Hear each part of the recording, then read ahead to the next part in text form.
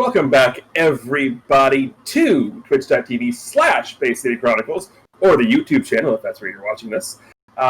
We have got tonight some Masks, a New Generation. I am your host/GM, TGE, and I am joined by these four, I really don't want to say lovely, but there really is another adjective I can use. People you see to the left and right of me. Actually, probably all to the left of me, or right of me. I'm not sure where I am on the screen. Anyway, I know they're all to one side. Yeah, you could pull up the stream and just look. I could, but my computer won't let me do that. That would also take effort on his part. I was going to say, you also have a cell phone, I'm assuming, that has, a screen on it. It's also charging. Anyway, as I said, I am TG, I am your GM. I'll be portraying lots of crazy, crazy characters tonight. But we do have our crazy cast of four here, and what we have is ready to relax during my monologue. We've got Crimson Avex. Ready for bed, we've got OPT Lawyer. We have a YouTube page? Yes, we do. Ready to rumble, we've got Dark Falls. And ready for dessert, we've got Chameleon Ice. Speaking of that, what is for dessert?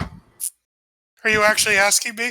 Of course I'm asking you. You are the one ready for dessert, after all. I mean, ice cream. I may have just actually had a little bit of Ben & Jerry's, there's like peanut butter with cookie dough. I don't know. Okay, let's say because we've had this discussion before on the channel, and there are right and wrong answers to what flavor of Ben Jerry's are you eating. I may have bought some because of that discussion. I'm just saying there are right and wrong answers to that question. What's a wrong answer to that question? Cherry Garcia. Really? I have I hate cherry. Pint of fish food in my freezer at the moment. Fish food is fantastic. New York Super Fudge Chunk is fantastic. I just don't like cherries. So. Just to let you know, if TGE is saying Cherry Garcia is the wrong answer, that means it's the only correct answer. That's what I was thinking, but They all love me. So, real quick, a quick little recap, not of what happened, but of the characters in the playbooks that these four individuals are playing. So, crap, that's right. I need to bring up the playbook so I know what I'm doing. Oh, right. See, yeah. that was my subtle reminder to them. So, we're going to go in reverse order that I have here. So, Chammy, who are you playing and what is your playbook? I am playing Gianna Robinson, and she is currently the Nova. Dark, who are you playing and what is your playbook? I am playing Vince Donovan, and I am a Burn. OPT. Currently, I am playing Charlie the Innocent, who is, from 1996, and has come here to not become what he is now, except that he kind of may have possibly killed him, but we're not sure. And to continue our time travel team, Krim, who are you playing and what is your playbook? I am playing Andalus, and my playbook is Regret. No, not your mood, your playbook. I'm playing the Harbinger, who came back in time to warn me not to play the Harbinger. And that's it. That's the show, everybody. No, for those who don't know and don't get the whole thing, the Harbinger is basically Bay City Chronicles Deadpool. So, yeah, I'm going to be wisecracking all night. Yep. So I get to play a character that is basically playing me. Yes. So last time, what happened, quick summary here, is after a terrible news conference that was quite clearly manipulated from the start, Gianna and Charlie ended up back at the Robinson residence where secrets were revealed. Lots and lots of secrets were revealed last time. Where Gianna got her powers, what caused Chase to go off the deep end, what the Chibicabra's favorite food was. Currently the answer is whatever's in his mouth. And there was a couple other things that happened. The other most notable one is that Gianna and Flo, or Angelos, decided they were going to go question Stage Fright about the existence of video to prove that Alex still exists or existed. That conversation went, poorly. Stage fright, got punched in the face, and then went full on creepy anime antagonist and transformed into horror show. Top 10 anime betrayals. You won't believe what's number 3. Exactly. Meanwhile, back at the Robinson residence, Gianna's dad took Charlie to a very significant tree where he told the story of what happened all those years ago that caused, in addition to Gianna's mom to go a little, to cause Charlie or Chase to go off the deep end as well. And you would think that's where I'm going to be following up. But we're going to fast forward ever so slightly.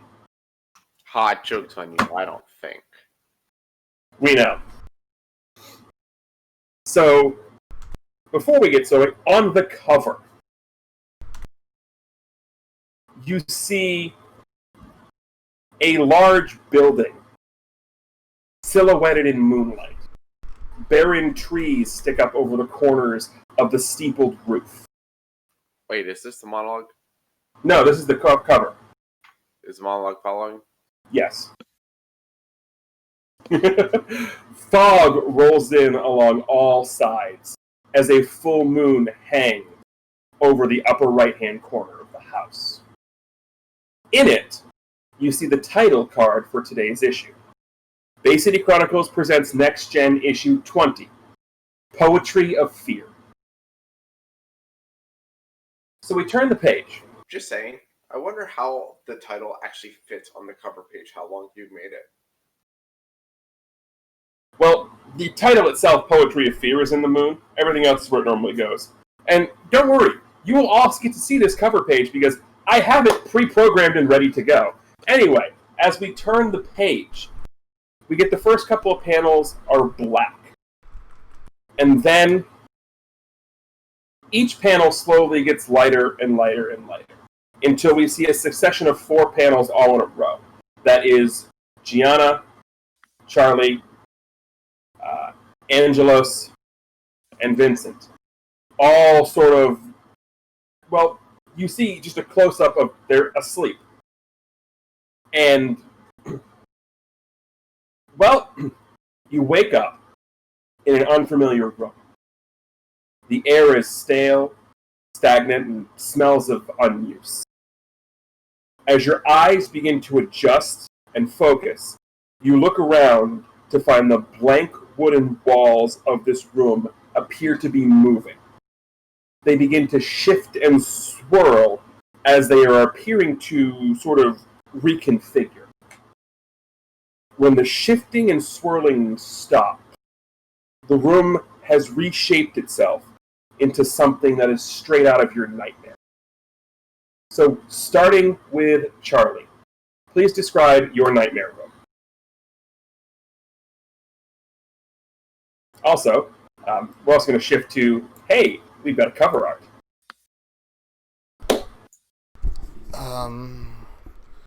For Charlie, that would be...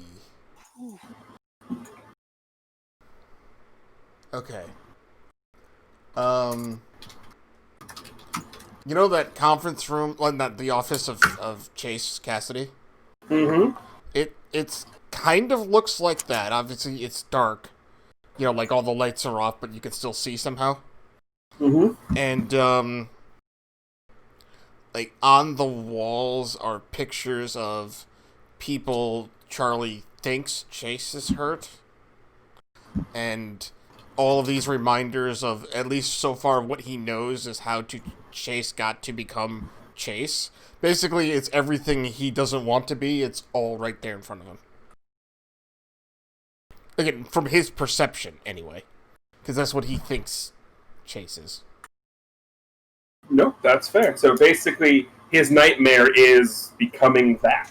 Yeah, I mean, yeah, had he not obviously traveled in time, this wouldn't have happened. But since he's been here for a couple of months now, this is his nightmare. Right. Okay, so moving on down the line, Gianna, please describe your nightmare room. Well, as much as she got over some things with Chimicabra, Gianna still does have this recurring nightmare that she sees, where the room itself, every wall is covered in what appear to be eyes. And the eyes are frequently looking at her. And the eyes can alternate between being wild and being judgmental and being barely focused. But no matter where she looks, she's constantly being stared at. And she's constantly feeling claustrophobic due to all of the sight that's on her. Okay. Angelos, please describe your nightmare room. Angelus's nightmare room is actually a courtroom, and it is a courtroom from his present day, not the present day, where he is being put on trial for war crimes, for basically going back and trying to manipulate the future to not become what it is now, although that is not what he's doing. He's constantly afraid that he will end up changing the future and having an impact that causes him to become hunted. And Vincent, what does your nightmare room look like? So Vincent's nightmare room is, I'm picturing it kind of like just like a old schoolhouse almost, and Yep. with him just standing there in like just a plain school uniform, just being extremely ordinary, like not having anything that like stands out about him, and just being very like run of the mill, just cookie cutter, just boring, ordinary, like no personality. Fair enough. I feel like you may have described several people we know. None of which are on the stream, of course. So, you all wake up, and for the sake of comic book, you all wake up at the same sort of similar time, and are all sort of adjusting to your nightmare rooms. So, it's a bit of a shock. For Gianna, not as much, because she's woken up in strange places before, dreaming, but the eyes on the wall are still really creepy. So what I'm going to need everybody to do, if it's not already marked, at least for now, please go ahead and mark Afraid. Okay. Also, we have a guest appearance here on OPT's stream. Everybody say hi to the fifth member of our team, Tina. Mark Hi, what? Tina. Tina will be playing the role of the Chibicabra tonight. Mark And, Afraid. Yeah, mark Afraid. The condition Afraid on your character sheet. So as you all are in each of your different rooms and are just engrossed in whatever this is, in Gianna's room, all of the eyes are, it's like they're all moving around, kind of like in the weird, creepy eyes, like the Scooby-Doo pictures. Ooh. And then all of a sudden, every eye just staring at you all at once. Over in Charlie's room, he's sitting there looking around, and all of the pictures, they all sort of, every picture he looks at, it's still the same picture. But instead of Chase's face, as at age like 40, 45, he sees his own face in each of the pictures. In Vincent's room, there is just, the illusion of people walking back and forth throughout a school hallway. And, they're going and talking to literally everybody else, just leaving you standing in the aether. And in Angelos' room, we're in this courtroom, and we just hear of a gavel. Yes, I did that. We hear the bang of a gavel, and we just hear the word guilty. At the apex point of all of these, the face appearing, the eyes, the passing, and the gavel, all four of you hear a that is the distinct sound of a door opening. What do you do? Well, Charlie stands up and immediately starts looking around, like for said door, because he wants to not be in said room. Gianna just Fairly fucking- obvious. It's fairly obvious where the door is Okay, so he goes towards in all of the rooms. Yeah, as soon as that door opens, like Gianna like just kind of like hugs herself and she like ducks and rolls into that door. So Vincent, being the narcissistic, pompous jerk that he is going to start taking a couple steps towards the door, and then start looking into the nearest mirror to try and fix himself up the way that he likes to see himself. And then, barring that, seeing that's a lost cause, is then going to head towards the door. Angelos? Realizing that he's not in his time, but in the past and everything, he gets up, he walks by the judge's stand, grabs the gavel, hits the gavel, says, "Not guilty," and walks out the door. So, the 4 doors all open into this giant foyer. So basically, you all sort of come in, there's 2 doors on one side, 2 on the other, and you all sort of wander into this creepy foyer, like this old mansion style, like, pick any horror movie haunted house foyer, and this is it. Vincent's a little late because, gotta get the hair part just right. But So you all stumble into this foyer and see everybody. So the moment Charlie sees like everyone else, he just gets this like annoyed look on his face, like, okay, did we all take something and end up here and I forgot about it? Why are we all here? Where is here even? Last I remember, I went to sleep in the hotel room. Oh, that means you're all real. Or at least you're real, Charlie, because I don't usually think of you having that kind of voice. Huh? You know what? I don't want to know. Oh shoot! You know what? I should have had Charlie's Nightmare Room be Radio Shack. What does it mean? Right? So, now 2020 that Best we've Buy. actually started, there is one other thing that needs to happen. The Harbinger has a start of session move. So now that we've got our little dramatic character monologue out of our way, can I get our start of session move, please?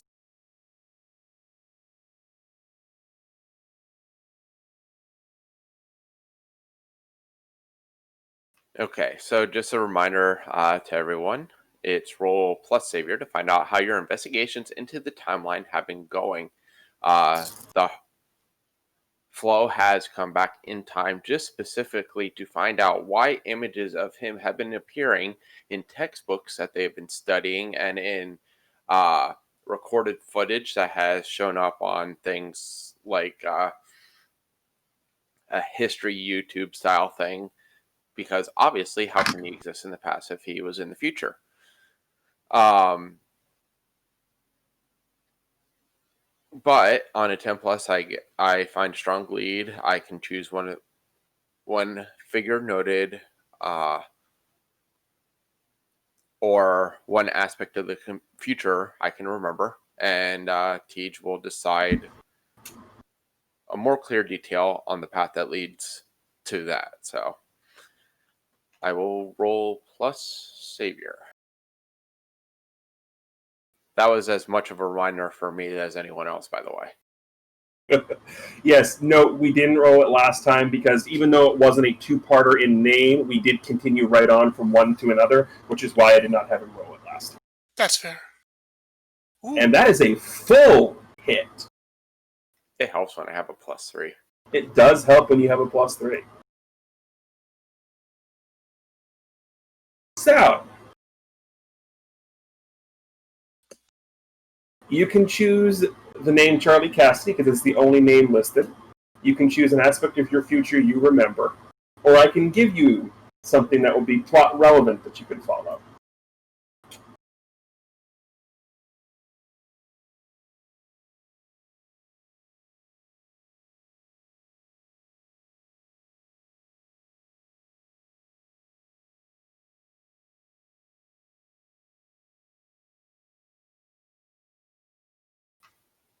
I think because of all the interactions in the past couple of issues, I would want to remember anything from my future world that would involve horror show or whatever name he's going by currently. Conveniently enough, that was what I was going to give you if you had me pick anyway. So, you walk into this foyer, and you get sort of this memory static. And basically, the quick description, OPT, I don't know if we'll get this, but I think the rest of you will. The very beginning of Kingdom Hearts 2, where Roxas has the memory static flashes. Ooh, those are good. That's sort of what's happening to Angelos here. You get that. And these static flashes are of you watching one of those YouTube documentaries you just mentioned, those historical documentaries, about how the sort of like the start of the fall of the Age of Heroes was because there was this giant, sort of came out of nowhere, house on a hill that just, and I say house on a hill in the sense of it just kind of appeared one day and kind of kept growing and growing and growing and looking more menacing and more haunted. And as the house grew, the aura it started to radiate grew and grew. And eventually it started, at least started in Bay City and grew until at least all of the heroes in Bay City were basically catatonically paralyzed with fear. So this house, whatever was fueling this house, was able to paralyze an entire region with fear. And although the documentary doesn't have any pictures from the inside of the house, from what you remember of the outside, this aesthetic looks very, very much the same. Now, on a 10 plus, you get to ask me one question, and I get to answer it honestly.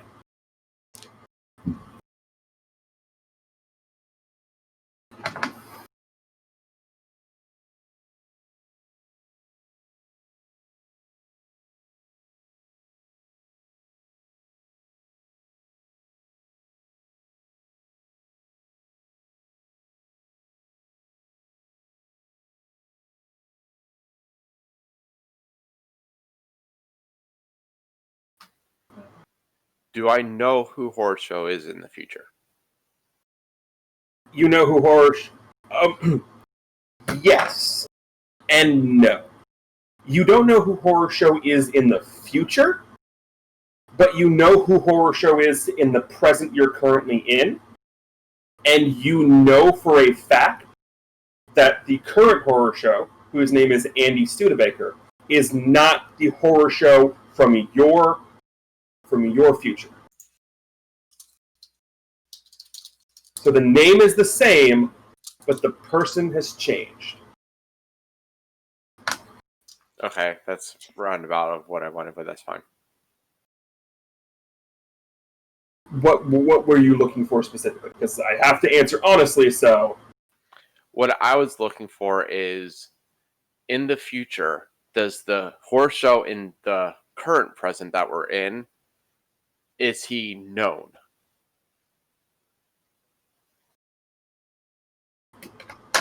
So, in your future, the name Horror Show is very, very well known. That name itself is well known. But what you also know about that is the name Horror Show shows up in such a long line of history from your future that there's no way it can be the same person, because it just spans a length of time that is too long for it to be the same person unless they are somehow immortal, which doesn't jive with everything you've known, especially considering you've met the stage fright of this time, who is just a pale, frail, small 16-year-old child. Does that clear it up more? Yeah, a little. I can go off of that.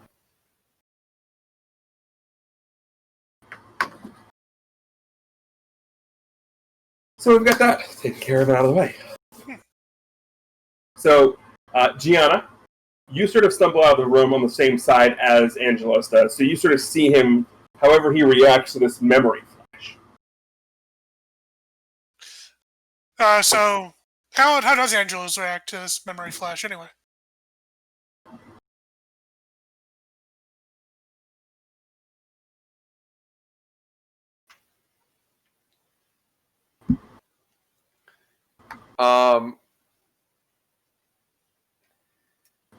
Did you ever watch the Johnny Depp version of Charlie and the Chocolate Factory? Yeah. You know the look that Johnny Depp gets on his face whenever he has his flashbacks? Yes, I do. Sort of just that dazed look. That like he's seen like a train coming at him and he can't move. Yeah. Yeah. That would be kind of like he may have been looking around and then just stopped and just started staring blankly out into space. Okay, well Gianna's gonna panic because Angelos is quiet and his mouth isn't moving. So she's gonna kind of like trot over to him real quick. Angelos! And she's gonna put her hands on him. No, please don't. It's the best we've ever heard it before. Angelos, are you okay? I was until you hurt my feelings. I'm sorry. Not you. I was joking, Chase.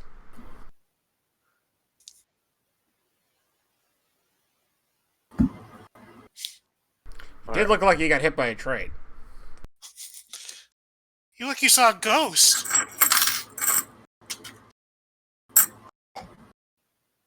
No, I saw a courtroom. Oh. That's kind of scary too, but... Charles just looks over to you like a courtroom. Well, yeah, they have all those high walls, and they have, like, the scary-looking judges. They're always wearing those black robes. I mean, that's what a judge does. They wear a black robe.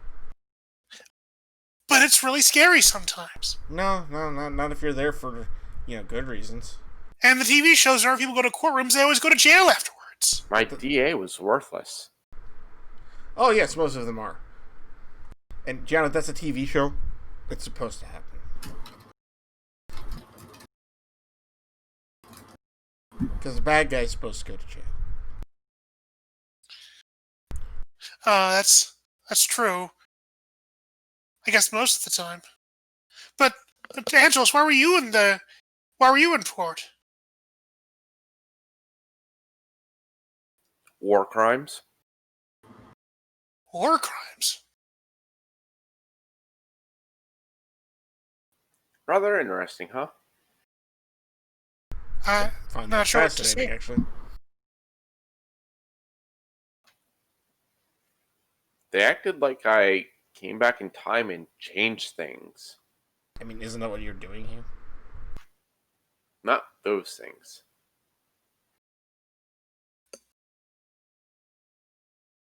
It is at this point where our friend Vincent is going to come wandering out of his room, and the only mirror he was able to find is a hand mirror. So I'm just picturing him walking out, still fixing his hair. If you're okay with that, Dark.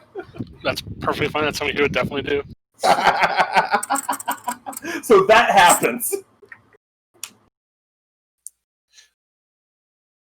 Wait, what's he doing here? Oh God, why? This is definitely a nightmare now. Oh, hey, it's you guys. Vincent, right? Yeah, in Oregon, I can't seem to remember. You didn't really leave that much of an impression on me. Oh, it's okay. I'm Gianna. Hello again. Yeah. It's pointless. It's pointless introducing yourself. He's so caught up in that mirror, he's not going to remember your name in 5 seconds. And you are?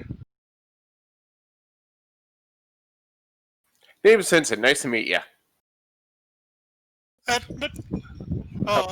get it. Vincent, what are you doing here? Well, I mean, this is clearly a dream. I don't even think you don't typically appear in my dreams, Vincent. So, what are you doing Wait, here? do the rest of us? I feel like that might be kind of weird. I dream about the stuff that I do and the people I care about. Is he a stalker?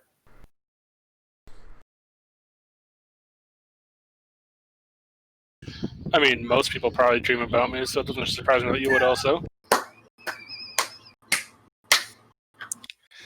I don't know what to say. Wow, bro. Okay. At that you hear over echoing throughout the halls. You just hear.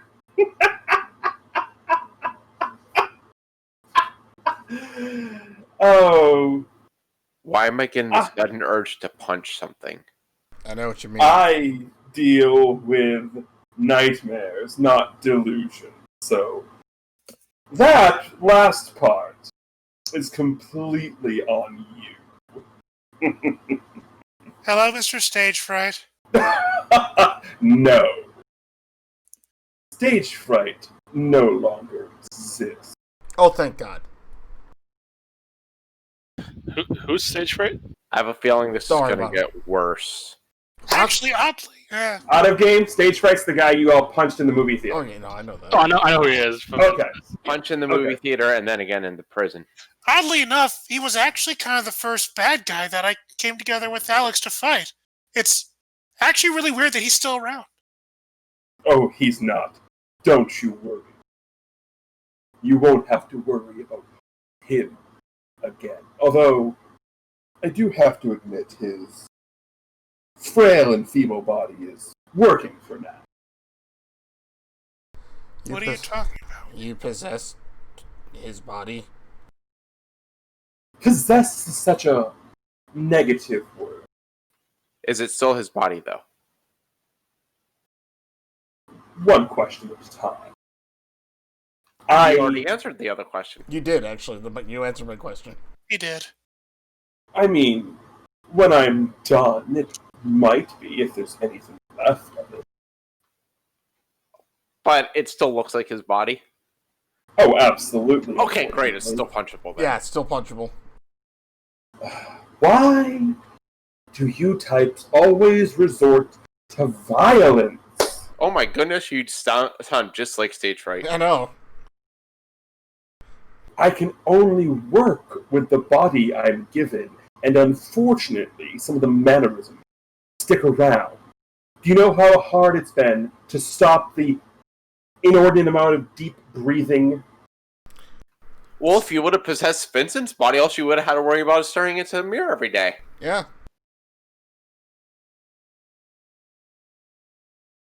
So, You do realize I have some standards, right? No. They're not many, but No, you can't really have had many, if any, actually. So, I guess there's one other question. You said when you're done with his body, there might be something left. If you are ever done with his body, can you make sure there is nothing left? That would be great. I thought you were supposed to be the heroes. And We here are! you Don't are- hurt him! And here you are advocating for me to completely eradicate a being from existence. Just You could do it Only if yourself. you go with him. Only Yeah, if you could go. with him. You could go with Yeah. him. That would be fine. Eradicating beings from existence is not my shtick. That belongs to Oubliette. Oh, who? Wait, what? Hubli what?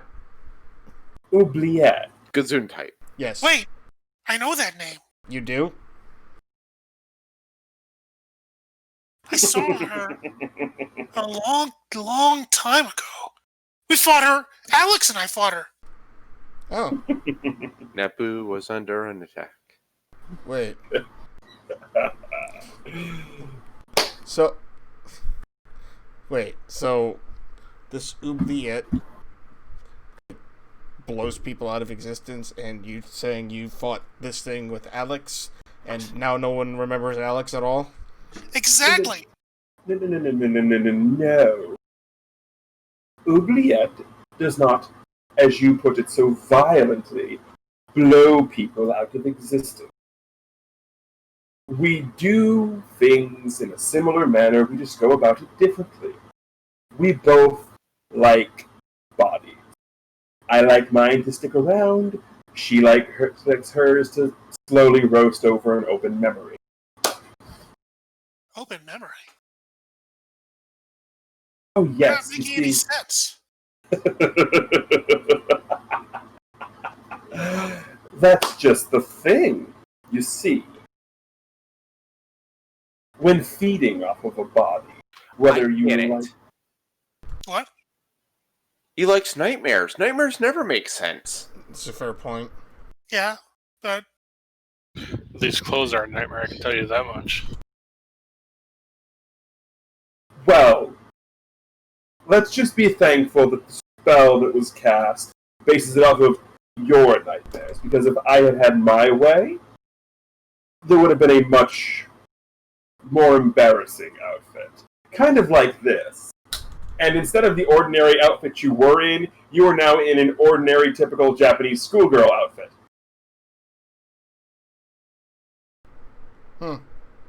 I don't know what to make of that. I do, and you need to shave your legs. Goes back to the outfit you were in. Vincent almost doesn't even realize it, so he's still just looking at himself in the mirror trying to get that like one part perfect.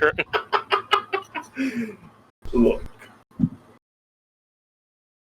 This wasn't necessarily my idea, but considering that my boss asked me to do this, I'm going to do it. So, here's how the game gets played. Oh, Okay, that's is it stage fright. 21 questions? Because my first question is, who's your boss? Yeah. No. The game is not 21 Well, then I don't want to play. Yeah. Is it hide and seek? Can you go hide and we'll try to come find you. Wherever you hide, you just stay there until we find you. Just stay. See, no.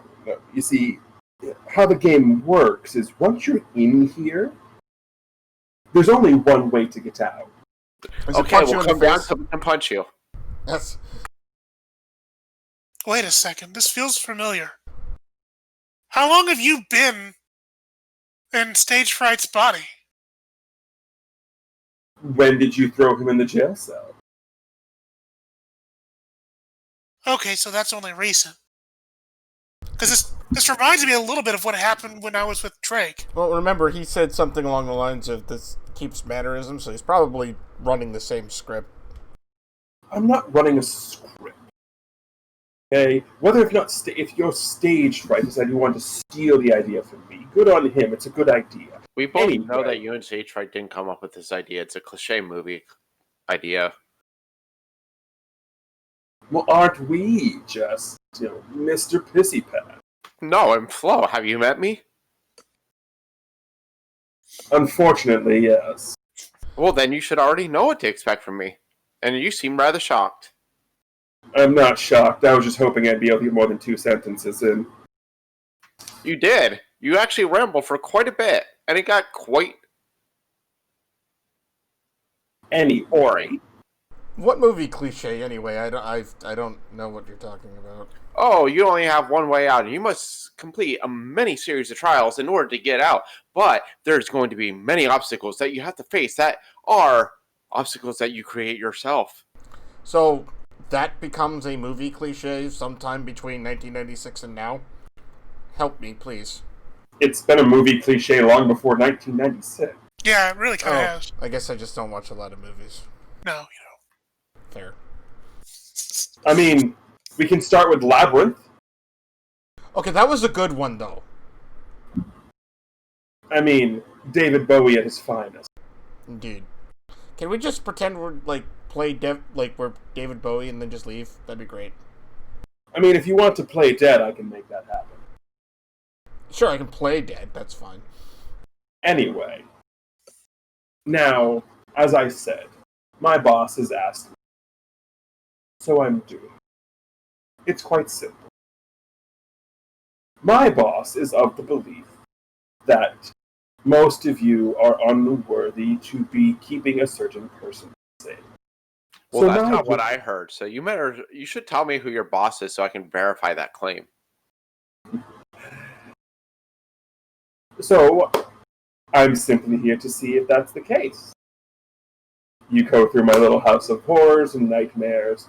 We see how things go, and we'll move on from there. It's quite simple, really. I feel like I've done this before. It only took 20 sentences for him to start ignoring me. So, if you so desire to not just escape, but learn more about what's happening, I please implore you to walk up the stairs. I'll be waiting and watching. Wait, you're waiting up there? If you're waiting up there, I'm totally bringing my fist. And the laughter cuts. He's not waiting up there, guys. Probably not. He might be. If this is... I'm having very heavy flashbacks to something that happened a while ago with Drake, where we were kind of in a weird haunted house type thing. And there was a voice kind of like horror shows here who was trying to direct us to like find our way through and like overcome trials. No, kind of. It was Stage Fright who was doing that. Yes, of course. So what you're saying is this is the horribly written sequel. It feels like it. But the thing that was actually the worst about it was at the end, we thought we found him and went to beat him up, and it wasn't even really Stage Fright there. He wasn't even there. By the way, is that still true, like, today? That sequels are normally, like, worse than the first movie? That didn't, like, change, did it? It depends on the sequel. Fair. But what I'm saying is that even if we go through this trying to find a loophole to find this guy... we may not find him or be able to punch him in the face. But he has some information, so maybe we can get that somehow. You think he's really just gonna... Number one, do you think he's really just gonna give us information? 2, if he does give us information, do you expect it to make any sense whatsoever? Or even be truthful. Yeah. Well, at the very least, if he has any of Stage Fright left in him, and he seems to have a lot of it, whenever you play by his rules and you win his games, he usually pays out. I wonder if we could knock Stage Fright back into him by punching him.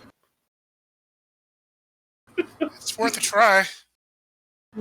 I just want to punch him. I can tell. If we do that and it does knock him back, can we punch him again to see what happens then? Maybe we'll get somebody who's not completely annoying. You would have punched Stage Fright an awful lot. I mean, yes. He was really, really, really aggravating the last time I saw him.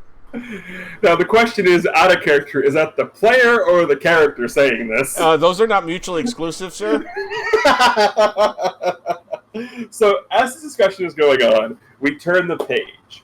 And it's no longer the group of 4 of you, it's a completely different scene. For longtime readers of the Bay City Chronicles, they will actually recognize where this location is. It is the Cauldron of Nightmares in the middle of the Dreaming. And standing around this cauldron are different characters that we have seen throughout the course of the Next Gen run. And they're all sort of looking into the cauldron, which has the picture of you guys in the foyer. So standing around this, having a discussion, we have the ebony-haired boy from Alex's Weird Visions. We've got Castor the Crow. We've got Oubliette. We've got Horror Show, and we've got a 5th individual who we have never seen on the pages before. This 5th individual, well, I'm not going to be the one describing said individual. Channing, could you please describe what Dreamweaver looks like? Ooh. Okay. Dreamweaver is a fairly tall African-American woman with hair that is severely pulled back into a large, actually kind of like a mix of an afro or dreadlocks, kind of like hanging back there. And she's wearing an outfit that looks like something like it's a mix of like an old-fashioned sorceress, but also somehow like a 70s, like I don't know, 70s style outfit mixed with maybe something from the deep South Louisiana, where she's got very long sleeves, very dark red colors, lots of accents and such. But oddly enough, also on her face, around her eyes and nose specifically, she has what appears to be either painted on or maybe like even a magical imprint of the top half of a skull. So this group of people is talking. And Horror Show looks over to the woman in the skull, who I'm just going to say to you guys is Dreamweaver, so I don't have to keep saying the woman in the skull. And just looks and goes, "Are you sure I can't just scare them to death?" And she looks. "No, you cannot. There's a reason you're doing it. Just like there's a reason," and she looks over at Oubliette, "that you have a meal right now. If the world is going to be as crazy as it is, I am going to make sure that certain people are protected. And I need to know these people can handle it or not. If they can't," she looks over at Oubliette and then everyone else, "you all get to have a little fun. Since you have yours already," she looks over at the ebony-haired boy, the Crow, and Horror Show, "I'll let the rest of you pick from the remaining 3.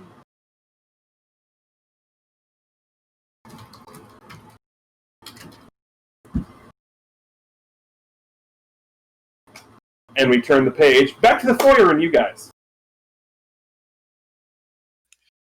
Victor, your hair is fine. Yes, I know it is.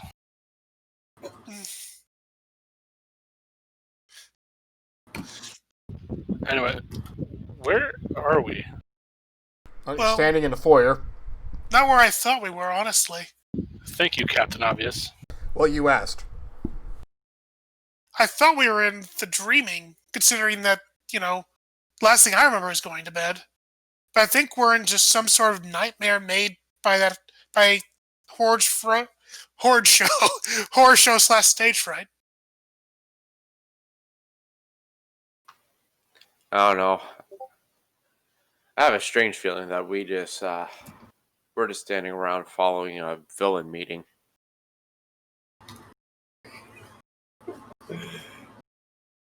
That just sounds ridiculous. Yeah. But we're not going to get any answers by just standing around here. Well, we know there's one way out. Right, Angelos! I'm going to assume that he can't just open a portal out of here. Has he tried? Have you tried? No one asked me. Pretty please? GM? The answer I'm going to give you is as follows. If you would like to attempt to unleash your powers, I am not going to stop you. If you pass, there will be things that will happen. If you fail, you get to mark potential, and I'll get to make a move. If you don't, then you don't. I am going to tell you right now, from an out-of-game perspective, you're not going to be able to cheese it that easily. But I'm not going to tell you not to try it. I didn't expect me to. I just didn't want to sit there and roll with unleash my potential and then have, nothing happen. I wanted to at least, ensure that it would be something flow-like. Oh, if you would like to attempt to unleash your powers, I will let you do that, and we will cross that bridge when we get to it. Okay, so Flo looks at Gigi and is pondering and says, Horseshow has influence over this. Mm-hmm. I doubt it's that easy. How crazy are you willing to get, depending on what happens? What do you mean? Well, for all I know, I could open a portal to an alternate dimension, and we could end up in a land full of unicorns and rainbows. Ooh, do that one. Or I could open a portal to our regular dimension, and it can suck everything but us in, and all we'll be left on is a white blank page for eternity. That one sounds bad. Page. Wait. I think it's a figurative thing. Okay. So what you're saying is on the comic panel, you just see a thought bubble go up above Flo's head. Yeah, we'll go with that.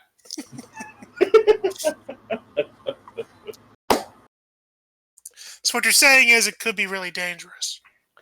I'm saying it probably is really dangerous. I'm hoping it has no impact on the future.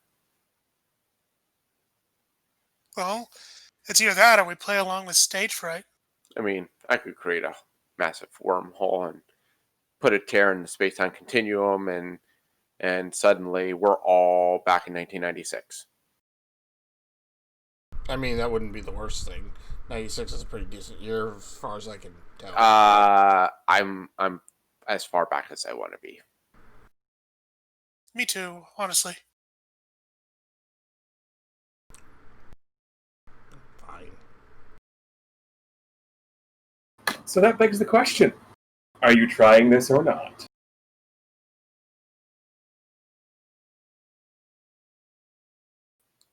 If I have support from one of my teammates, I will attempt to unleash my potential. I believe in you. Yeah, go ahead. It'll be fun. Okay, before you unleash your powers, I'm going to show you all a custom move. Ooh. This is going to be pretty much active the entire time here. This is the move Fighting Against Horror Show. Whether or not it's your fear, Horror Show has a way of making everything scary.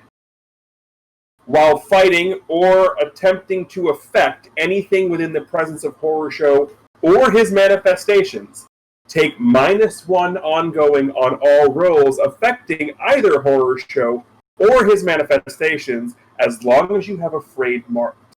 Technically, the house is a manifestation. You are trying to escape the house, which is therefore affecting it.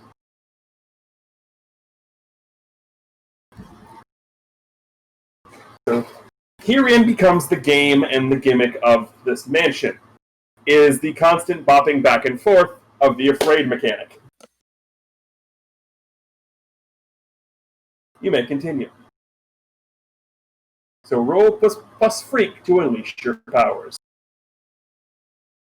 Actually, if we're supporting him, couldn't we cover it in support?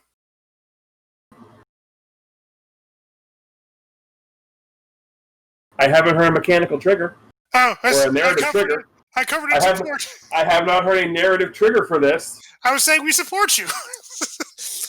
But no, Gianna was saying that she believes Angelos can do this, so I think you can do it. Just, you know better than we do. Okay, I do have to say, because of it being Angelos, are you saying that you believe he can do it, or do you believe that he won't screw it up? Because to Flo, those are two entirely different things.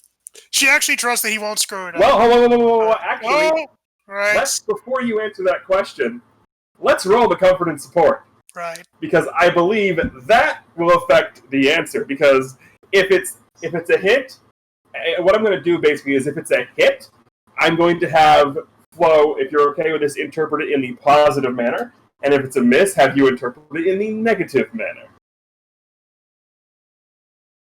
Here we go. Whee! Did you add your +1 from having influence? I did. Okay. There is one team in the pool if somebody wants to spend it. Okay, so Charlie, as Gianna kind of says this, and Charlie's listening and hears her words kind of starting to fall flat. He gives this little.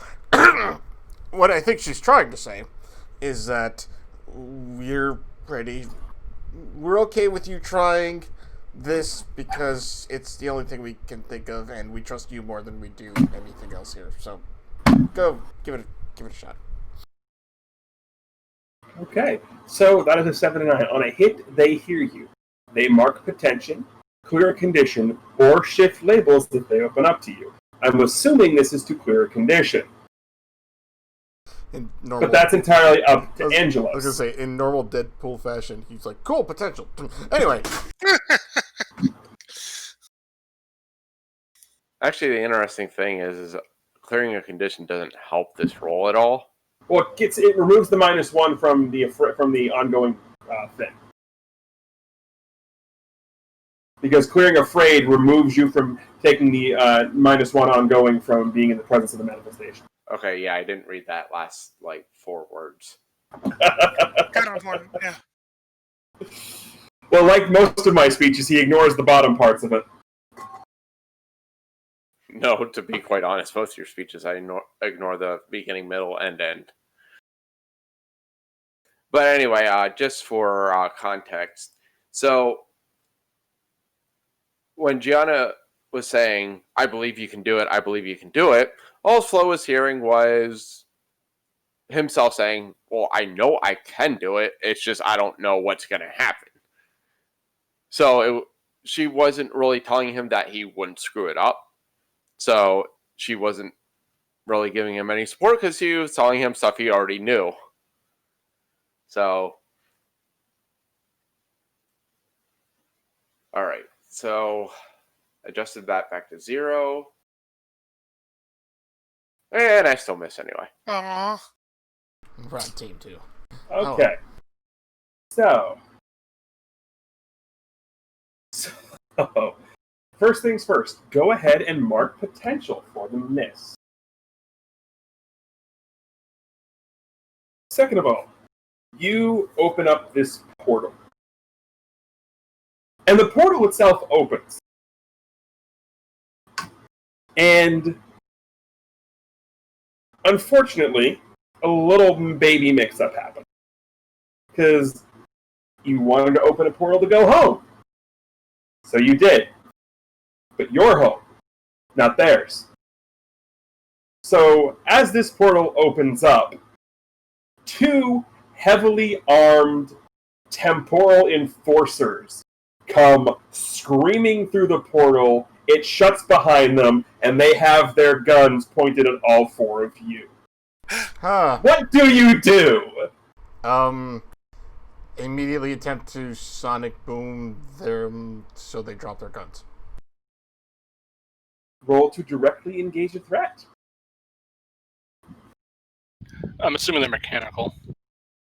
I have no idea. All I know is I'm afraid, which is bad. And they're not manifestations, which is good. You don't know that. Oh, never mind. It doesn't matter if they are or not. So go ahead and mark potential. So you try and scream at them. And this massive wave of sonic energy washes right over them. And they slowly turn, look at you, and they both in unison smile, pull out an earplug, pull it back in, and fire at you. Ah! So these 2 coming at you. Charlie! Please roll to take a powerful blow. While he's doing that, just a reminder, Tej, that I will have an advancement then. Yep. Go ahead and if you want to take it now, go right ahead.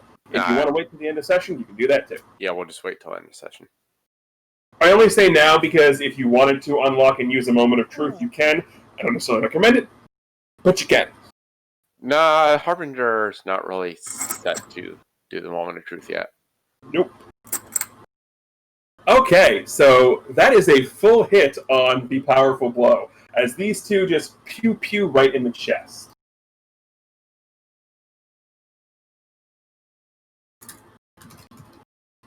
So, on a 10 plus, you can either I'm just gonna tell you choose right one now, of I'm just gonna lose my control of my powers from myself in a terrible way because I think it's more fun.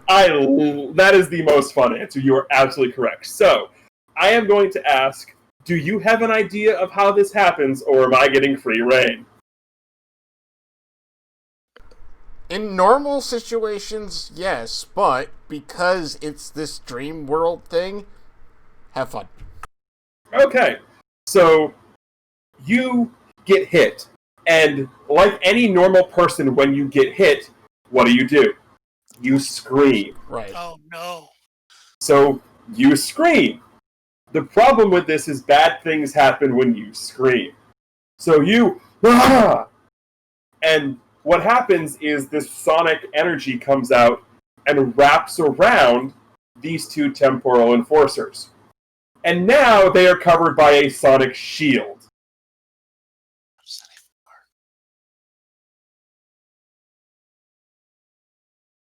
So I'm going to use my one of my powers at this point of tactical genius. So I'm gonna try to point an obvious flaw in a known enemy's plan.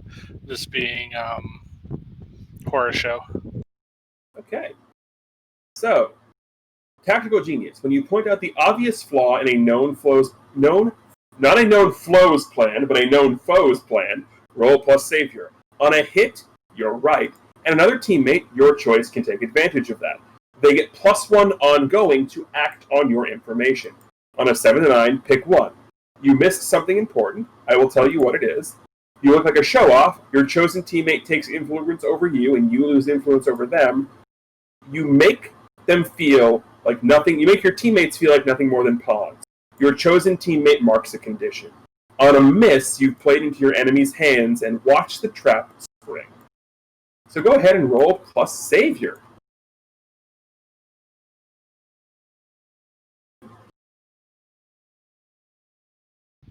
So what would the situation bonus penalty be? Would be just a 0 because you're not directly affecting anything. So okay, so that is a partial hit. So first things first, what is the flaw in Horror Show's plan? well, if we are in a dream world, we should be able to dream up our own armaments at this point. So we should be able to outfit ourselves as we see fit by using our own dreamscapes to arm ourselves and bring what we want with us. Okay, so you have two things you have to choose. One, the teammate that you have that's going to be able to take the most advantage of that, getting the +1 ongoing, and one of the three negative options. Do you miss something important, you look like a show-off, or you make your teammates feel like nothing more than pawn? I need you to choose the teammate first, though. I will choose Trim's character because I think he'd get the better benefit out of this. All right, so Angelos, you now have a +1 ongoing when acting on this information that you are allowed to dream in. Armament. So what is the negative thing you're choosing?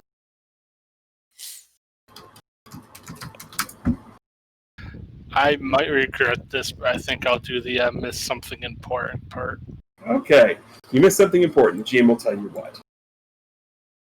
You are half correct.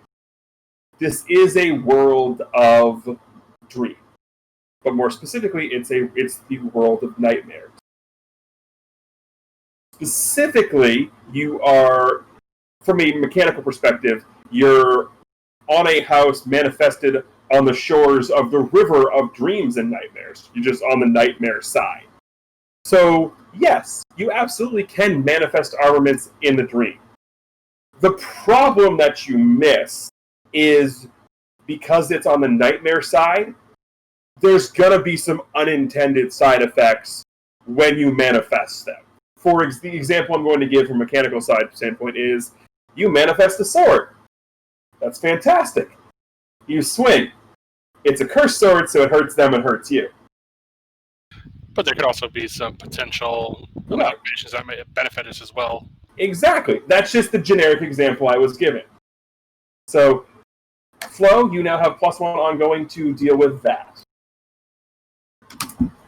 So that just happened. So, Charlie, Gianna, you just saw Charlie scream, get shot, scream again. These two guys are now wrapped up in some sort of vibrating armor aura, and Vincent's over there. Oh yes, by the way, you should be able to dream up things if you'd like.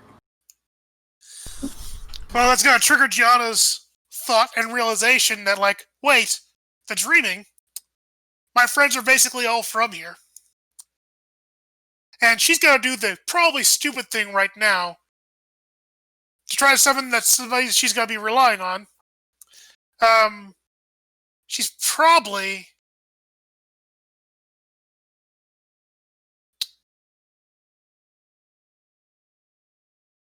All right. What she's going to do is she's actually going to kind of like realize that and think, all right, I can do something too. And she's going to actually like point at the guy, the Sonic Guards, wherever they are now. The Sonic Temporal Enforcers. Right, Sonic Temporal Enforcers. Mouthful. And she's going to try to summon the same creatures that helped make her dad's car invisible. Okay. How are you pointing? What are you planning on doing? What she plans on doing is because they made the car invisible by like wrapping it in fog and ice and such. So basically like little mini Jack Frosts.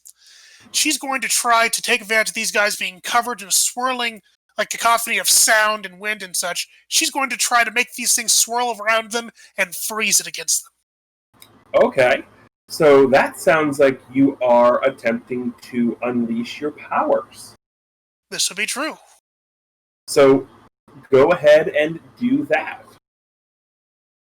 That makes sense. And Charge my burn first. Oh. If you would like to, I'm not going to tell you can't. I'm telling you what you described to me. Yeah. Can you say something else, though? What I'm going to say is, based on the description you gave me, yes, you are not targeting the manifestations, you are targeting Charlie's power. That's correct. So the -1 does not count in this situation. Neato. Hey, if I'm going to be technicality guy, I'm going to be technicality guy on all accounts. That's fair. So yeah, Gianna's going to charge her burn by concentrating extra hard and see that psychic swirl go around her. Okay, first things first, describe what it looks like when Gianna charges her burn, but remember this isn't a nightmare realm, so give it a little bit of a dark twist. Makes sense. When Gianna charges a burn normally, it looks like she's like concentrating really hard, and there's like sort of like a bit of an energy that kind of like swirls around her normally. In this realm, when she's charging it, the energy actually appears to be this sort of toxic green that she's pulling out from the air around her. And not only just kind of like swirls around her, but it seems to actually cradle the back of her head. It's like almost caressing her and like trying to make her feel more comfortable. Which, it makes her feel comfortable, but it certainly doesn't look very comfortable. No, it does not. So you said you wanted to summon those little Jack Frost-like beings to attempt to freeze the sonic energy to the temporal guards. Yes. That's a sentence I never thought I'd utter. Yes. Go ahead and roll to unleash your powers. Okay, there you go. Not the craziest sentence I've heard today. Yeah. No. Yeah, I'll just unleash the powers then. So here we go. Boosh! And I don't get a +1 because I'm not doing anything against Charlie, so to speak. So I'll just take it as normal. 9. Okay. So, since there is no team pool, unfortunately, it is either temporary or unstable, or you can mark a condition. Gotta do the temporary or unstable for now. I do want to point out, marking your 5th condition does not eliminate you from the scene. It's when you would mark a condition and you have no conditions to mark. I'm aware of this. Okay. I just want to point that out. Yeah. Yeah, I'm gonna make it temporary or unstable. Okay. So you summon these little Jack Frost-like creatures. And they summon up, and at first they have that sort of adorable Gianna aesthetic to them. And then they get warped by the nightmare. So their faces, basically, if you've seen The Year Without a Santa Claus, they all turn into like these little miniature version of Freeze Miser. But they have like these weird contorted like green, like that toxic green energy is just like sort of flowing throughout their icicle faces.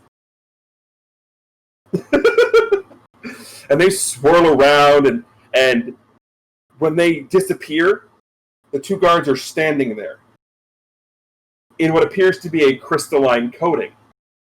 But you can see underneath the freezing that the sonic energy it's not stopped completely. It's moving. And as you continue to look, you can see it starts to move faster and faster. They're paralyzed there for now, but it's not going to last. Flo, what are you doing? So I guess the first question I have is the lobby area completely empty, or is there stuff around? There is. Well, what do you want to be around? Specifically, posts. Like support pillars? Yes. Not directly where you are in the sort of greeting foyer, but sort of like in the back behind the stairs. Well, that doesn't help me. Yeah, there are a couple, but not in the direct area where you're in. So Flo sits there and thinks for a second, and he's like, if I was told that I can make whatever armor I want,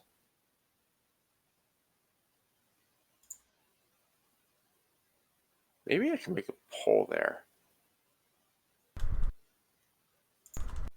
And he just sort of concentrates and tries to conjure up a metal pole that's sort of about the thickness of standard PVC piping that you would use for plumbing and stuff like that. Yeah. And he's trying to conjure it about maybe 8 feet from where the two guards are. Okay. All right. So, I'm going to be on the fly converting another custom move I have here for a little bit. So, the question I have for you is when Flo dreams, and Flo is asleep, in his dreams, which of the 5 labels does he most see himself as?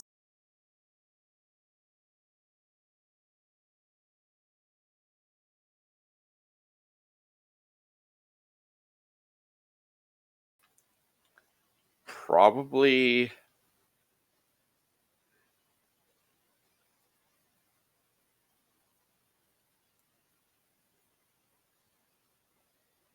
Savior, because he currently is in the belief that he's the one that's going to be able to prevent things from happening in the future while it's small right now. Okay. So, the logistical locations and the initial trigger of this move is for something different, but it applies the same. This is basically what you're doing. So, when you wake up in a dark world of forgotten dreams and nightmares, describe how you see yourself in your dreams as a savior. Then roll plus that label.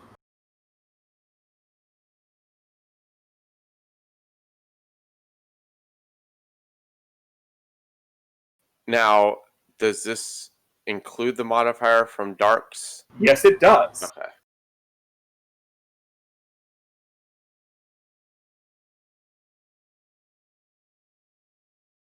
Because he is the one who told you can get into. Okay. On a 10 plus, you feel attuned to this place, for better or worse. Hold 2. Hold may be spent 1 for 1 to choose from the following list. You are able to manifest the heroic parts of your dreams to help you overcome a nightmarish obstacle. You may roll plus the label you embody in your dreams, as opposed to the normal label when you use the power of dreams and nightmares to directly engage a threat or unleash your powers. Option 2, you are able to attune yourself to the world of dreams and nightmares around you. Appear in a scene next to someone you also know is in here. Or option 3, you are able to tap into the ever-flowing river of dreams and nightmares. Ask the GM a question about the situation at hand. They must answer honestly. Then the GM will tell you whether you tapped into the river of dreams or the river of nightmares. I will keep this up so you have the options.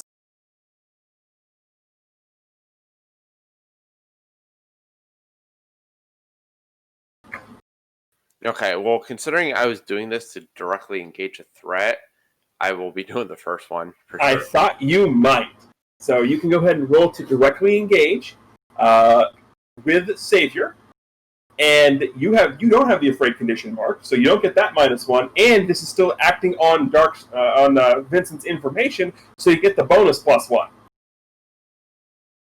Okay, so to sort of describe the scene, after the pole is conjured, Flo starts sprinting at the pole and manifests his energy whip and sort of whips the pole where the whip lashes around it, and he uses that to sort of swing himself around the pole and releases himself from the pole with his energy katal, basically like a clothesline.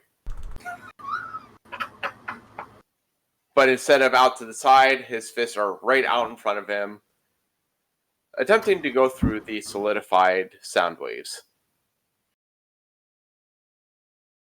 Okay.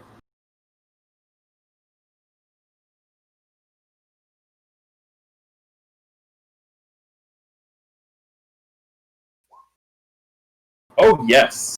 So, on a hit, pick 2. Resist or avoid their blows, take something from them, create an opportunity for your allies, or impress, surprise, or frighten the opposition.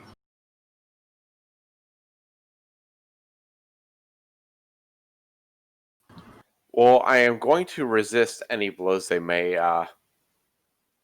come about, because I'm assuming this is going to break all that freezing.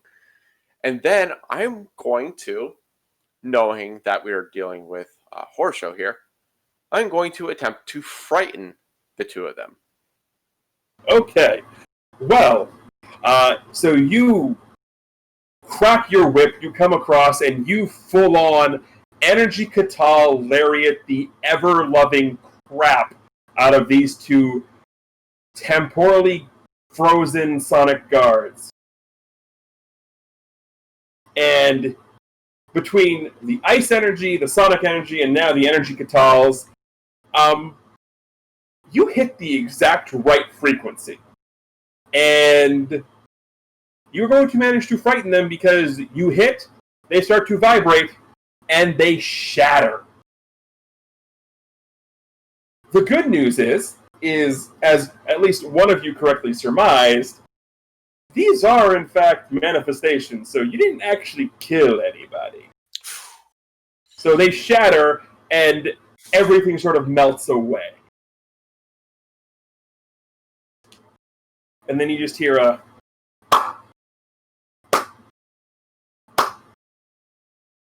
And now you've learned what happens when you try to escape. As I said, please ascend the stair. Where the heck is that mute button? It's on the mirror. Dark. When he says mirror, Vincent automatically looks down and goes, "This one?" You see, you look at the mirror, and you were so fixated on looking at the glass, you didn't realize that down, like on the right-hand side of the mirror, there is an actual button on the mirror. Oh. He thinks for a minute, and he doesn't push it. He just puts the mirror down and just kind of doesn't trust it anymore.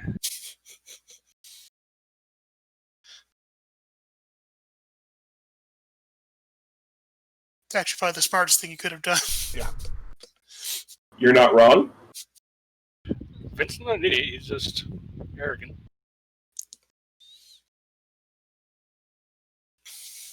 So, what do you guys do? Well, Charlie's still, like, on the ground, kind of, like, wheezing. Yeah, Josley's got to run over and try to help him back up. Vincent's still trying to, like, assess the information, and he knows that he can't really do much without his gauntlet, so he's still trying to figure out a way to get that to him so he can actually help out more.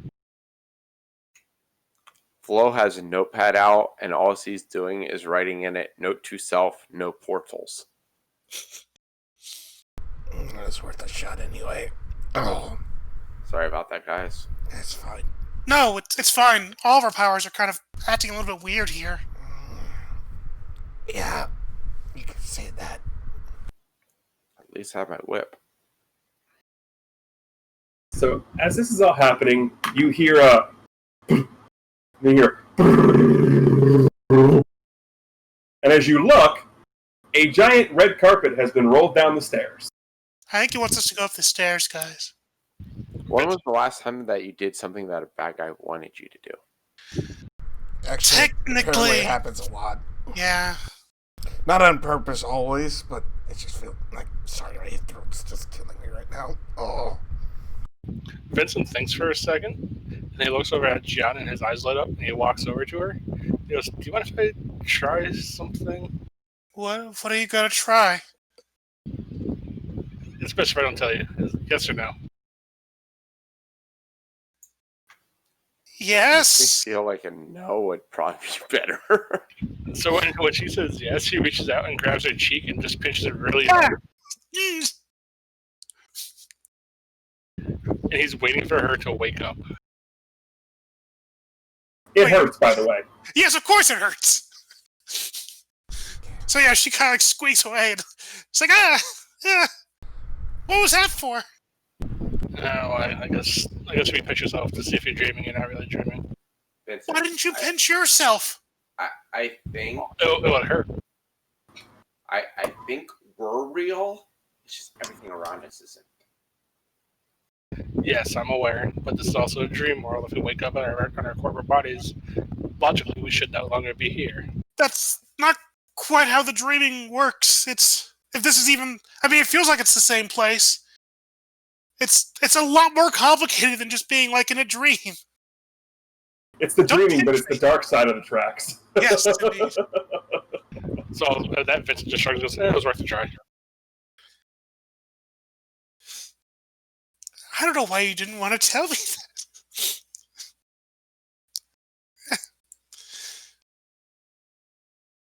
In any case, we're not going to get any answers down here.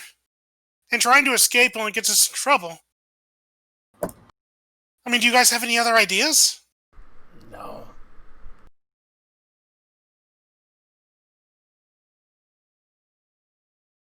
I mean, we saw what happened the last time I tried an idea. Yeah, that's... Well, I mean, technically you tried their idea, not your idea, but close enough.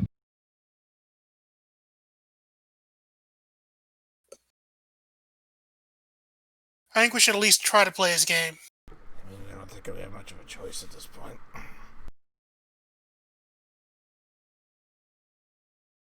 Charlie says as he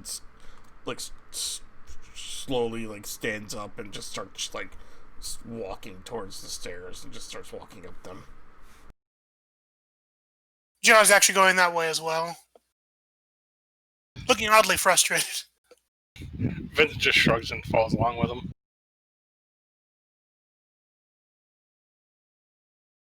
Hello?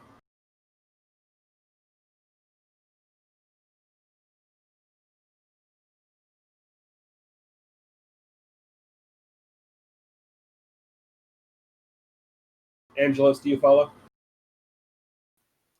Yeah, hold on. Okay.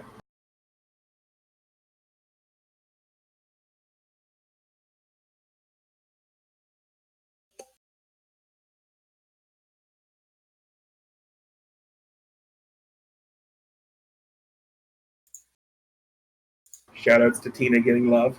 Indeed. So at this point, I'm actually going to use one of my passive moves.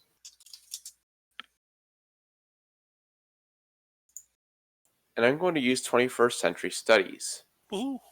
to assess the situation. Okay. So go ahead and roll to assess the situation.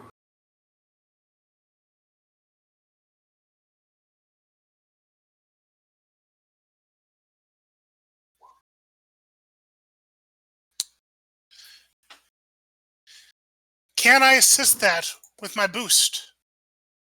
With your boost, you can. Okay, so as you're trying to assess the situation, Gianna tries to help you out, specifically by actually trying to focus extra hard on you and saying, wait, no, I've been here before. I can help you with this too. Just hold on. And she puts a hand onto you. She's glowing with some of that weirdish green energy now. It's meant to burn to boost your vision. All right, so that's going to be a 7. So, first things first, on an assess with a 7 to 9, you get 1 question. And 21st Century Studies also gets you a second question. A very specific question, but still a question.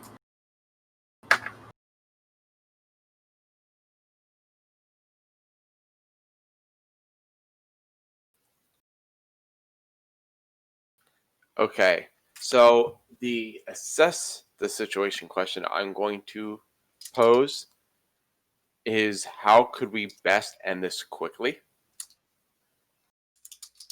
Okay, how you could best end this quickly.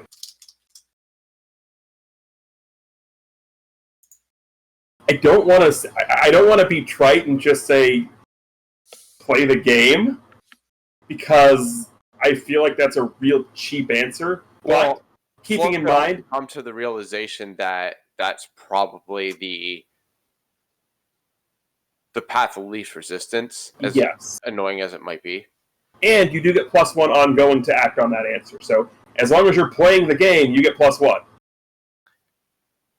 But can I pose a specific question in what does future me know about this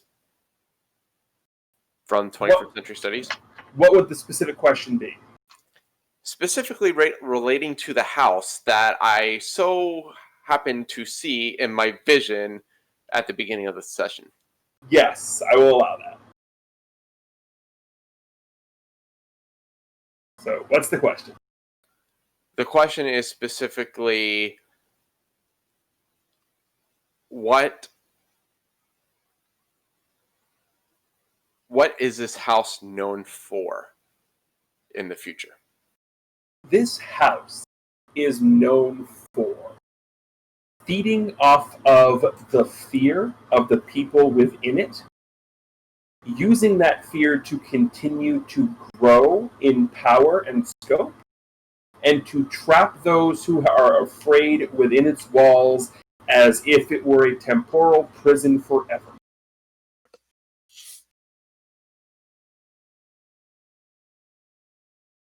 Basically, it's a nightmare parasite.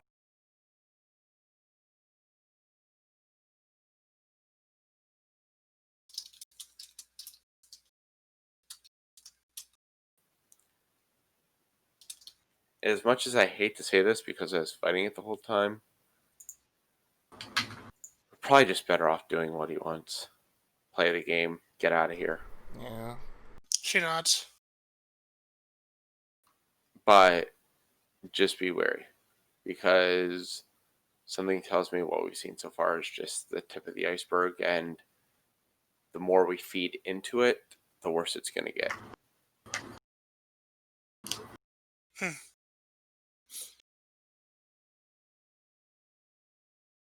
We'll try. I really wish I could have found those rainbows and unicorns. No, actually, would have been really nice right about now. So, funny thing you say that. You walk up the stairs and open the door into what you suppose to be basically, Krim, for the best description I can give you is, you know the giant stairs in the middle of Beast Castle in KH2? Mm-hmm. You're walking up that and opening into what should be the giant ballroom. But you open the door and you have found your unicorns and rainbows. For anyone who has played Diablo 3, welcome to Whimsyshire. This room is bright, it's colorful, there are grass and sunshine and rainbows everywhere. Pots of gold, unicorns, walking teddy bears. Okay. Gianna edges closer to Charlie immediately. So, this is actually a nightmare. Not for Vincent. I'm more scared of what we don't see. Yeah. Wait, what? It's all so pretty and cute, but this is a nightmare. Right. I don't want it to be ruined. Oh, But remember, it's gonna be ruined. remember, our nightmares have been manifesting based off of us perceiving their nightmares. Yeah. It's sort of Okay. Go ahead, continue. it's sort of like that self-fulfilling prophecy stuff. If you believe it's going to come true, it will come true. But everything I do is based on belief. Well, believe in unicorns then.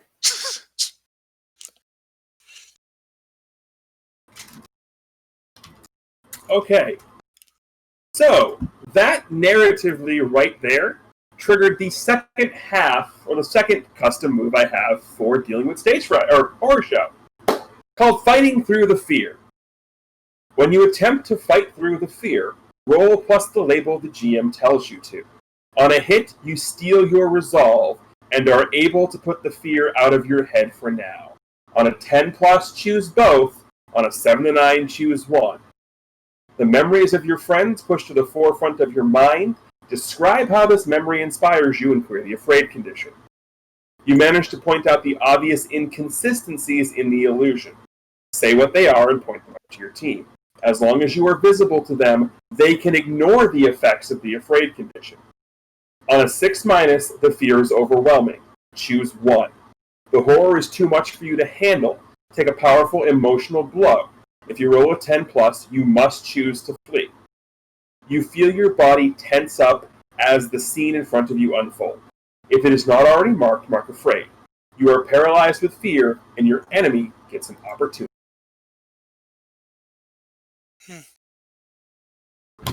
Now, do we all roll this? You all are going to roll this because basically Flo gave you the fictional trigger with basically this is all part of our manifestations. You just have to believe it's not there. So based off of that fictional trigger and based off of things being in belief, what I'm going to go through is Flo, you believe yourself to be a savior. Right? Right. We've already determined this. Gianna, you believe yourself to be free. Absolutely. Okay? Vincent, what label do you believe yourself to be? Clearly superior. Okay. Charlie, what label do you believe yourself to be? That is a good question, actually. That's a loaded question That's for a Charlie. very loaded That question for is Charlie. a loaded question for Charlie. Probably a freak because of the powers that he has. Okay. Roll this move with the label your character believes himself to be. And I get a +1 Because you're playing the... studies. Yes. Does this count the angry? This does not count the afraid. Okay. Because this is not directly affecting the manifestations in a physical or tangible manner. So should I unclick afraid first? No, because you're rolling superior, so it's not going to matter.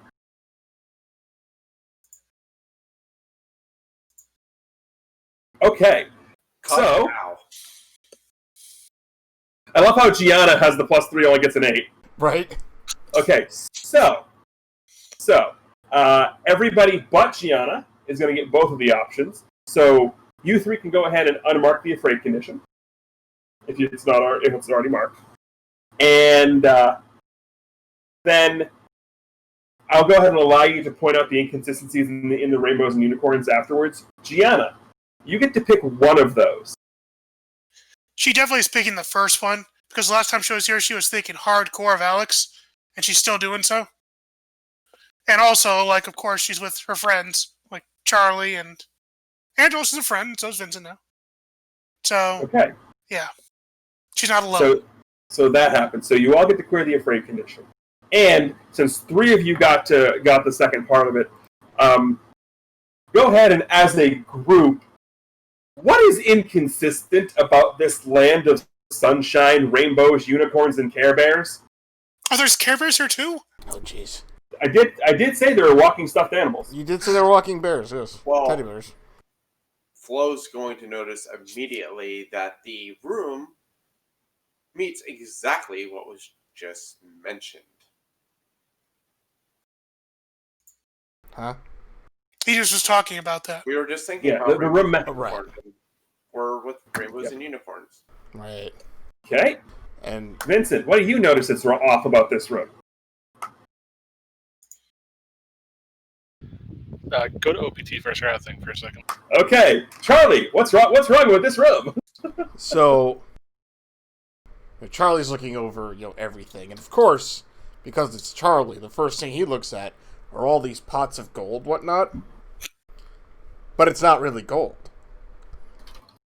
It's copper. And they're all pennies. And there's not really all that much in them. No, they've just been dusted with gold powder to shine. Exactly. But there's really maybe like $10 in this pot. Okay, and Vincent. So for Vincent, if this was a true land of happiness, he wouldn't be dressed in his garb still. So he knows that something's off by that because he still looks like a peasant, which would absolutely infuriate him. So as you guys all point this out, the fact that this is just what you were talking about, the pots of copper, and the fact that Vincent still looks like he belongs, sweeping the crap out of the horse stalls in Robin Hood. The rainbows and unicorns around you all start to dissolve. Oh. And it's sort of the nice, JRPG boss dissolve. And in addition to that, if you weren't already in your normal hero outfit, the outfit you are in dissolves and you're in your hero outfit. Ooh. So Charlie's still in a suit. Got it. Yes. Johnny, it's your cloak finally.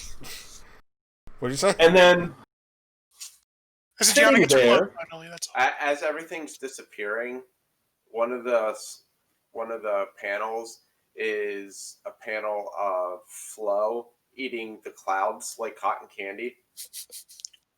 that's perfectly fine. What flavor?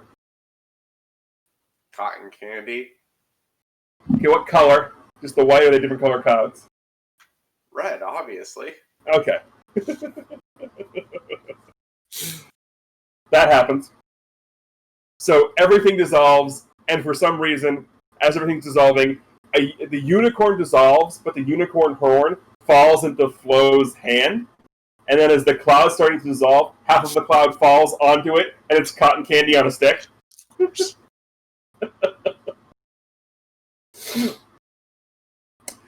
And as the room dissolves, you are not seeing who you expected to see sitting here. It is not Horror Show. It is the woman that was described earlier with the pulled back afro dreadlocks and the skull. She's sitting up on what appears to be a nice sort of Haitian-inspired throne and looks at all of you.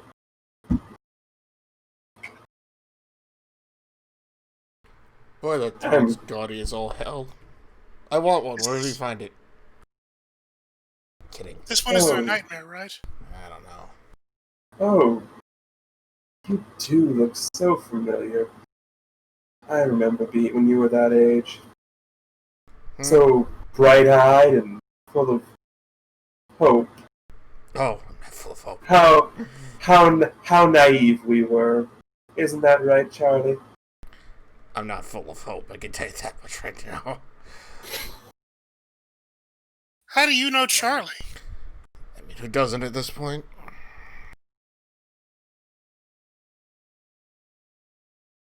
Well, we go back a way. Though this isn't the Charlie I necessarily knew. No, you probably knew me later than me. That may not make much sense to you, but maybe it does. Oh, I know exactly who you are and who you become. Reverb. Oh God, no. That is, if I ever go back home, that is one thing I am absolutely changing about the future. I am not picking that name. Ever. Anyway, I do apologize to most of you for making you go through this little task. But the world outside is a very dangerous place. And I needed to make sure that the people who were associating with my little girl would keep her safe. Huh? Your little girl. Charlie immediately looks at Gianna like she's the only little girl here. Vince does as well. Jaro actually looks over at them. And says, oh. But are you talking about me? Oh, good. You're just as clueless as us on this? Charlie actually moves the stand in between this person and Gianna. You are the only little girl here, are you not? I am, but who are you? So she sits up there and she pulls off the skull mask. Whether it's a spell or paint or whatever it is, she is able to remove it. And at least the three who are not Gianna will immediately notice a resemblance between the two.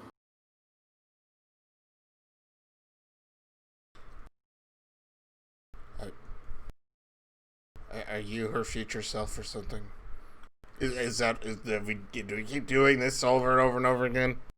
I'm actually trying to think if Gianna's seen pictures of her mom, but she probably wouldn't even look like this.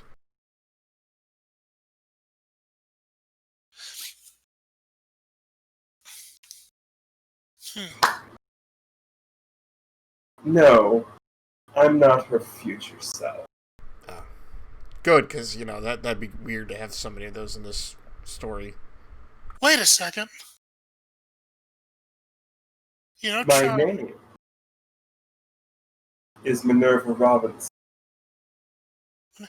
Mom? And that's where we're going to end the comic. I figured as much. So thank you all very much for watching.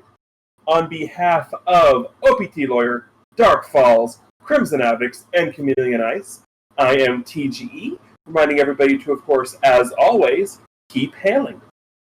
Hi.